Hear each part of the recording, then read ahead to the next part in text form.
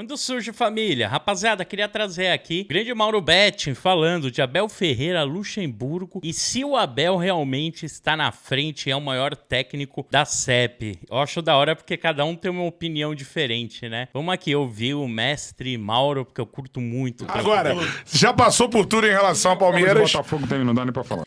Lembrando, Charla Podcast, rapaziada, trazendo sempre um conteúdo top.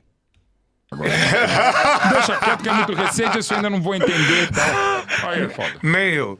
Não. Seguinte. Agora, Mauro, em relação a Abel Ferreira, incontestavelmente o maior técnico da história do Palmeiras, cara, ou não? Você sabe que eu tenho um apreço, um respeito, até por ele usar muito a frase do meu pai e tal. E hoje, lamentavelmente, no Palmeiras, no mundo do futebol, você tem menos contato com comissão técnica e com treino.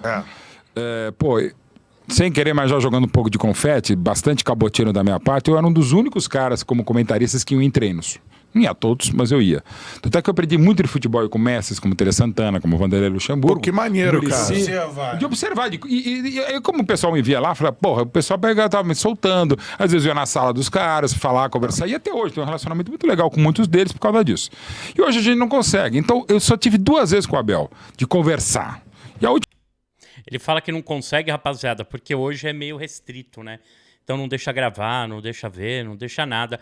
É aquela coisa de o pessoal passar informação de tática, não tem jeito. Eu tava como Tietchan, eu tava com meus filhos, tava tirando foto, como eu falei, e num churrasco às 5h30 da manhã na academia do Palmeiras, depois da conquista do Brasileiro de 23. Mas assim, até esse dia, eu falava, e era excomungado, inclusive em casa. Aliás, em casa tem um quadro lá. Nesta casa não se fala mal de São Marcos, de Filipão, e com a ajuda da Manuela, minha filha, e do Gabriel, meu filho, tem um post-it lá, e do Abel. Em casa eu falo mal do Abel, mas aqui eu acho que ele exagera em reclamação, ele se perde algumas vezes, mas ok, ponto. Mas eu dizia, até a final de Palmeiras ser bicampeão brasileiro agora, pra mim ele estava na 4ª posição como treinador. De um clube que tem Vanderlei Luxemburgo, pra mim primeiro, Filipão aqui no empate ultra técnico e super técnico, Oswaldo Brandão, não só pela segunda academia, mas pelo super campeonato de 59, a defesa que ninguém passa lá de Paulista de 47, que eu não vi. Pesa que ninguém passa. Vem daí, do Paulista de 47. Então assim... Mas depois dessa conquista, do jeito como foi, pra mim o Abel passa o Brandão, passa o Filipão e pra mim chega no empate ultra técnico com o Luxemburgo. Pô, mas por que o professor? Por que o Luxemburgo? Eu ia perguntar alguns detalhes. Aproveitamento de pontos, o Vanderlei ainda tem mais aproveitamento de pontos do que o Abel. Porra, mas as vias lácteas montadas pela Parmalat que ele pegou. Sim, pegou. Mas vem cá, quando ele chega ao Palmeiras em 93, o Luxemburgo, ele chega no 16 de abril de 93, assina um contrato às 2h30 da tarde, e à noite vai jogar com o time treinado pelo treinador do Sub-20 interino Raul Pratalho para ganhar do Vitória por 1-0, gol do Maurílio, e seguir na Copa do Brasil quando seria depois eliminado pelo Grêmio. Mas ok. Mas ele chega 16 de abril de 93 e é campeão 12 de junho de 93. Em menos de 2 meses, ele consegue tirar um Palmeiras de 16 anos de filho contra o maior rival. E não só isso. Mais do que o Botafogo de 89, do que o Santos de 2002, do que o Corinthians de 77. Em 93 e 94, o Palmeiras do Luxemburgo consegue 5 títulos em 18 meses. Um Rio-São Paulo com um time misto, ganha o Brasileiro de 93, ganha o Bi-Paulista de 94 e o Bi-Brasileiro.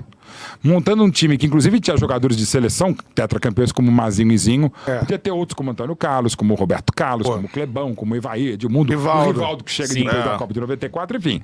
Timaços, mas também por conta dele, potencializados. Aí ele vai pro Flamengo, não dá certo com o Romário, tal, cai fora, sai, assume o Paraná, e do Paraná vem pro Palmeiras em novembro de 95. Traz antes da hora o que era inusitado, 2 cracassos, sobretudo Djalminha e um mega artilheiro como Luizão, e monta um time espetacular em 96. Aquele time de 96 dos 102 gols em 30 jogos. Isso aí. 27 vitórias, 2 empates e uma derrota no Paulista pro Guarani em Campinas. O time que cancelou as finais, inclusive com um 6-0 contra o Santos, então vice-campeão brasileiro, na Vila Belmiro. É o mesmo time que numa sequência de 21 jogos em 96 ganha 12 deles por goleada. 2 dessas goleadas são 2 8-0, um contra o Sergipe na Copa do Brasil em Aracaju, outro com Botafogo e Ribeirão Preto pelo Paulista, mete o 6-0 no Santos do Giovani na Vila Belmiro e entabula 21 vitórias em 12 jogos. Perde a Copa do Brasil, sim, para um grande Cruzeiro, numa infelicidade, mas perde, né? E ganha um Paulista com a melhor campanha da história do profissionalismo desde os anos 30. E depois o que ele fez mais? Em 2002 ele faz um time semifinalista do Rio-São Paulo e eliminado por causa de cartões amarelos. É verdade. E, aliás, nunca se esqueçam, Lúcio Flávio, que está na moda, hoje é cedo mais, o Palmeiras foi eliminado no Rio São Paulo pelo regulamento absurdo que valia mais os cartões amarelos na semifinal do que na campanha inteira a pontuação. E dos 6 cartões amarelos que o Palmeiras recebeu, 4 cavados pelo Lúcio Flávio. Aí. Então o Lúcio Flávio... Que esteve aqui. Que imagino. E talvez não mereça ser tão espiado pela torcida do Botafogo, é uma outra história. Mas enfim. Aí em 2002 ele sai na primeira rodada do Brasileiro, o Palmeiras vai cair e tal, parte disso, mas você não pode falar que o maior culpado é ele. Volta em 2008 num time que estava mal, chegou a ser 15º do Paulista e faz o time campeão. Pois volta em 2020... O Valdívia, né? Exatamente. Que era bom, mas não estava bem no campeonato. Ele aposta na volta do São Marcos, dá tudo certo. Aí ele volta em 2020, demora para engrenar, tem a pandemia, mas quando volta ele é campeão paulista contra o Corinthians nos pênaltis. Tá mal no Brasileiro, perde pro Coritiba, derrubado. Palmeiras vai atrás do Ramírez, não dá certo. Pensa no Reis, é a 5ª ou 6ª opção, tal de Abel Ferreira. É meu homem. Tá lá no Paok da Grécia. Inter, né? Do Inter, que era o cara que eu queria, independente dele vale. Ainda teve também São Paulo, interesse. Teve. São Paulo já tinha sido antes. Que ele recusa. Que veio o Luxemburgo. Ele recusa, isso. não quero, tá, não sei o que lá. E assim, aí veio o Abel Ferreira. Eu falei, porra, aquele cara que ganhou do Abel, que é o Abel ex-Braga, né? O Jesus. Lembra do Jorge Jesus na Copa. Porra, legal, vamos ver. Aí eu falei com o cara do Palmeiras que havia falado, né? Falou, cara, é impressionante que o cara sabe do Palmeiras e como ele é vibrante, como ele vai. Tá, beleza, vamos lá. Eu não falei muita coisa, não falei nem sim nem não, né? E agora, evidentemente, até deste longo arrazoado, hoje, pra mim, ele está ainda atrás do Luxemburgo. Agora, de uma primeira passagem, porque eu contei aqui várias do Luxemburgo, tem várias do Filipão e do Brandão. Numa só passagem é maior. E pra quem disser que o Abel é o maior treinador da história do Palmeiras, eu tô assinando embaixo. Até porque o canta Beto.